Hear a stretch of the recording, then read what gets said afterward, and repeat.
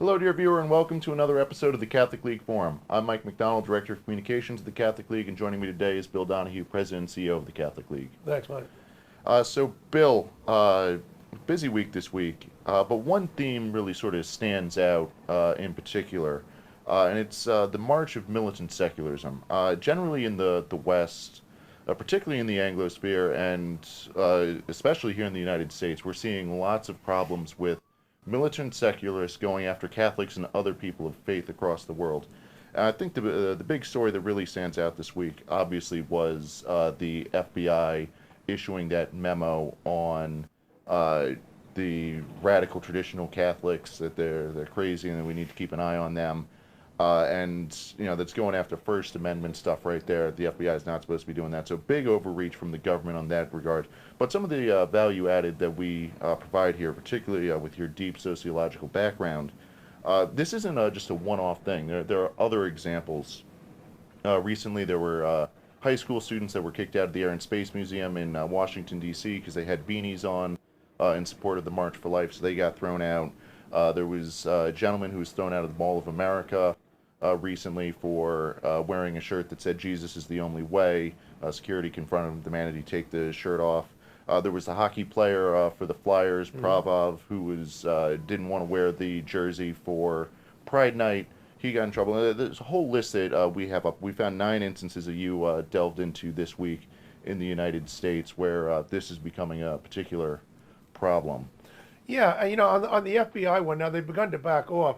Look, they tried to say there was a difference between what they would call these, retro Catholics who were, some of them, I know some of these people, we're not associated with them.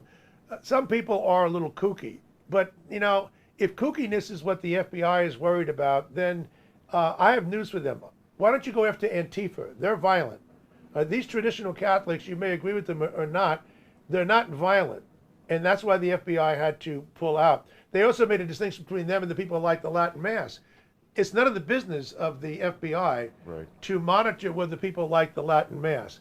The very fact that they put their nose into the tent is disturbing to me, and I give a lot of credit to this fellow, Kyle Seraphin, former FBI agent, for bringing it to our attention. And the FBI now has begun to walk it back. They should worry about Black Lives Matter and Antifa and other violent groups about which they do practically nothing, and stop worrying about Catholics who you don't agree with. Right. Because the next thing is they're going to come after us. Yeah, and on that point, Jane's Revenge. We were just talking about Jane's them Revenge. last week. Exactly. Like they actually firebomb places. Right, that's right. Some of these guys that they highlighted, okay, they got some hot takes, but they're not firebombing. Exactly. Anyone. Yeah. But again, Bill, it's not just the United States. And dear viewer, if you are interested in any of the other examples from the United States, we got a pretty good list here. Do go to our website, catholicleague.org. But it's beyond the United States. There was one example you pointed to this week in Canada of a 16-year-old Catholic high school student who is in trouble with the authorities now because he stated that there's only 2 sexes. Very, very non-controversial Catholic take right there.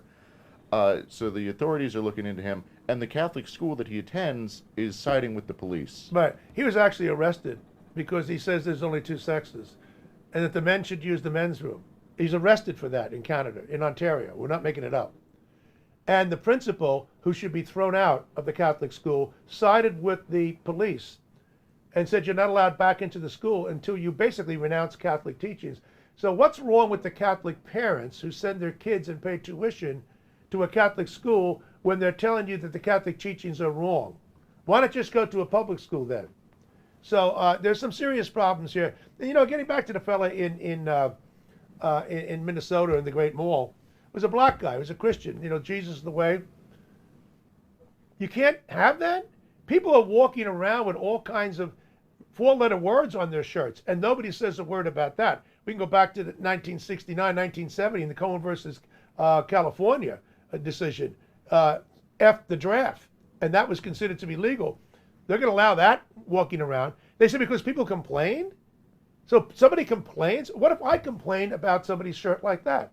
What if I complain about somebody has anything that I that's not sufficient. The fact is that we have a crackdown here by people who hate Christians. Let's face it. They hate Christians, and they hate the Christian message, and they want to stop it.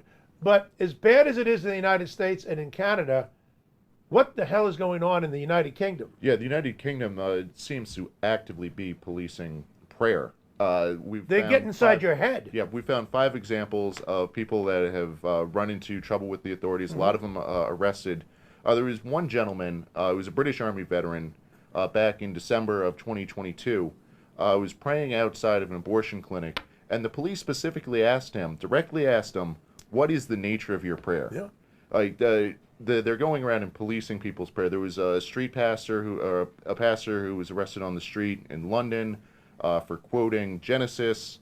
There was a 76-year-old grandmother in April of last year that was fined for praying outside of an abortion. What are you praying about? Right, and asked what she was praying about. Yeah. Like they're control, and just like here in the United States, you pointed out with the gentleman in Minnesota. They're trying to control your thoughts. They're trying to control your speech. It is, as you pointed out this week, totalitarianism. This is not authoritarianism. This is they want to control every aspect of society. Yeah, I mean, an authoritarian regime is a political dictatorship. A totalitarian regime is a political, economic, social, and cultural dictatorship. And it begins with the mind, thought control. That's what Mao perfected, and that's what they're doing. If we ever get to the point where we have the technology and they could put some electrodes on you and find out what you're thinking, some of these people would out there and start the persecution of Christians. There's no question about it. How dare a policeman in a democracy? England is a democracy. And they're asking you, what are you praying about? What are your thought patterns? Because if we don't agree with them as agents of the state, we're going to arrest you.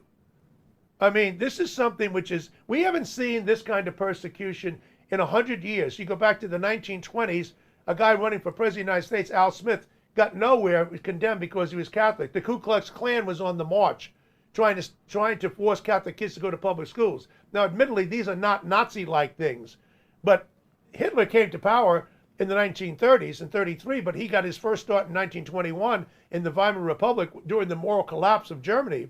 And that's what's going on here, people. You got to connect the dots on some of this stuff. We're at a point where secularism in its militancy is not about being indifferent, saying, well, I don't believe in God, that's your choice, that's okay, different strokes for different folks. No, they want to know what you're thinking, and they want to persecute you if you're thinking about God. If you're thinking about blowing up a church, that might be okay. Right, exactly. It's Christianity, Catholics in particular, do stand in the way of their secular remake of society, and they are clearly going after anyone of faith, but particularly people of a more orthodox nature, and it is very disturbing. But we started with the FBI, and that is very concerning. But it isn't just the authorities, and that I do think is one of the nice things with a couple of your pieces from this week is we take a look. You take a look at some of the more broader trends. And dear viewer, I would recommend going to CatholicLeague.org to take a look at those. We'll have a link in the description below, a couple of other good pieces from this week.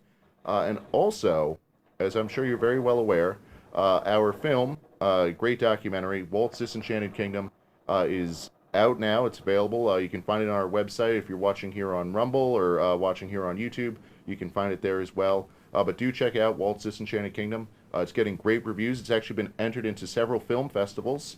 So we'll keep you posted on some of the highlights from those. But it's great. It takes a look at how Disney's lost its way over the years. And do highly recommend, if you've got some time this weekend, it's about 50 minutes. So do definitely check it out. Bill, I think that's a good point to wrap up for this week. But dear viewer, if you could please like and subscribe, follow, just get the message out there about this. And do check out the website, CatholicLeague.org. We greatly appreciate it. Thanks, Bill. Thank you.